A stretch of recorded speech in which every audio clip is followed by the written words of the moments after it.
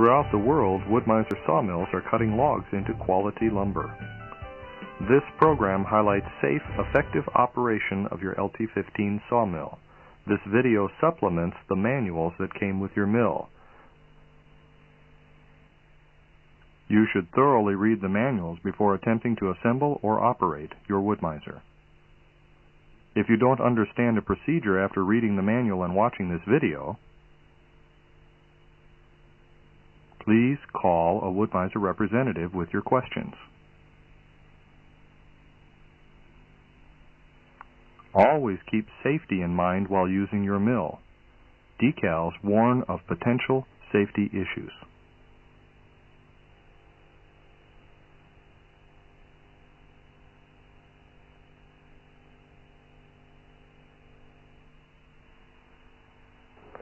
We want you to be happy and successful with your Wood-Mizer sawmill.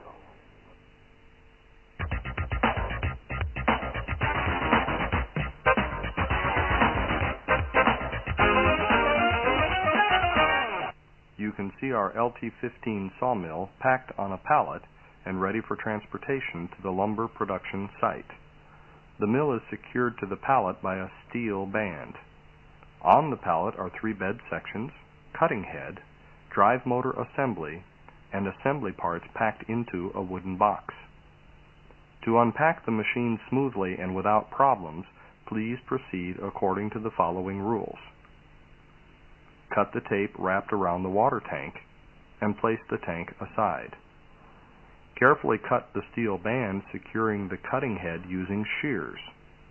Caution: always keep the steel band in one hand and cut slowly in order to minimize sudden shooting around of the steel band. Remove the steel band and discard. Remove the box with assembly parts and set aside for later. The photograph shows the complete mounting kit including plastic plate, cable holder, and a wooden box with assembly parts. Remove the idle side guide plate and keep it. You will need it later. For taking the cutting head off the pallet, you will need at least 3 people. Grab the head and pick it up. Put the heavier side of the cutting head over the bed sections outside the pallet and then gently swing the second mast over the bed sections. Place the cutting head to the side for now. Take off the bed sections, one after another, and take them to the place where the sawmill will be used. Lay the frame sections end to end so the track portion of each section is on the same side. Lock the sections together by inserting a hex head bolt through the outside bracket on the bed frame. Attach a nylon lock nut and tighten. Attach another bolt through the holes in the crossbars to secure the inside track frame. You may need to loosen the 2 adjacent bolts holding the rail to the bed to allow for alignment of the rail to the bed, then tighten them down. Attach the bed connection plate across the track sections and secure with bolts. Find the 12 adjustable leg assemblies and the 12 feet for these assemblies as shown in the picture.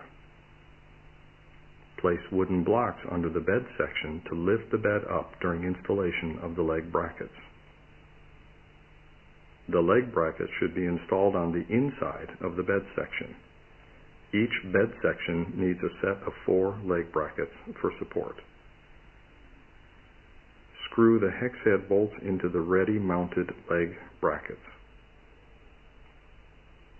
Put a foot plate under each bolt. Lower the bed legs. You will use these bed legs to level the sawmill from side to side. Adjust the top of each leg until it is approximately 2.5 centimeters below the top of the bed rail tube. Place the carriage of the cutting head on the back of the bed frame assembly.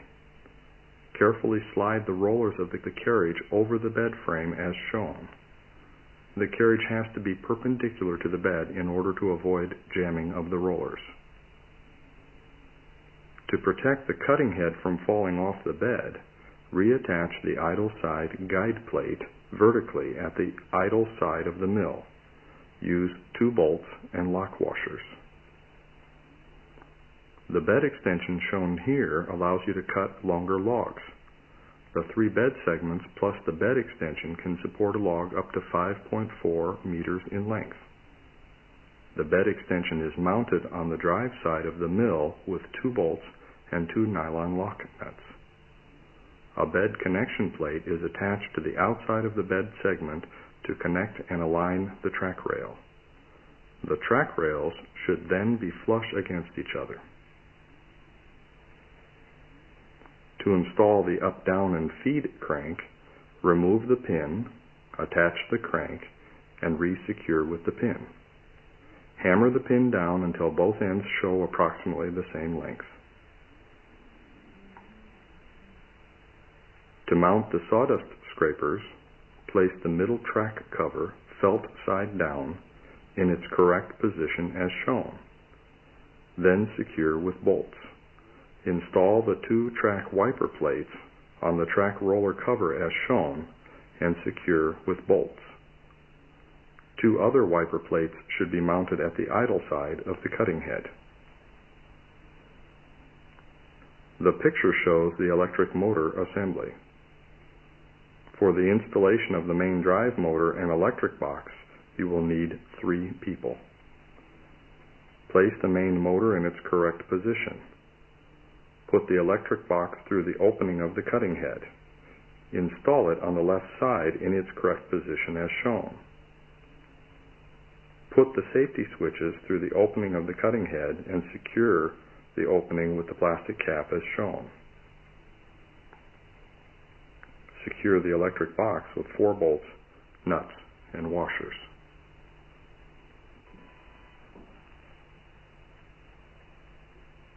Secure the safety switch assembly using 2 bolts and nuts as shown. To mount the safety grip, pull off the rubber handle, attach the safety grip, reinstall the rubber handle, and secure with bolts. The main motor has to be secured with 4 bolts. Then mount the belt tension turnbuckle on the engine mount plate as shown.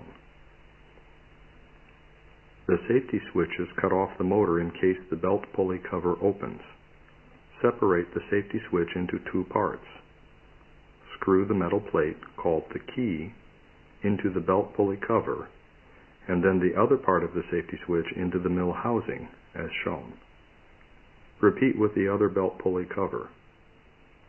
If the safety switches are installed properly, the covers should open and close without problems.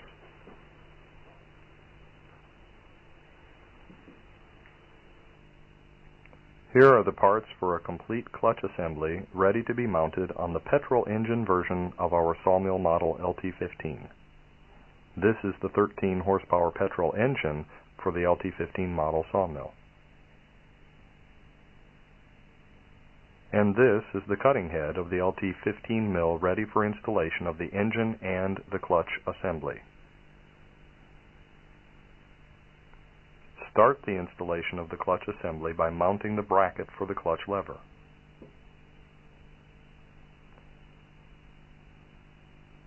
Fasten the bracket with the 2 bolts on the pulley side. Do not tighten the bolts yet. It will help to mount the clutch lever later.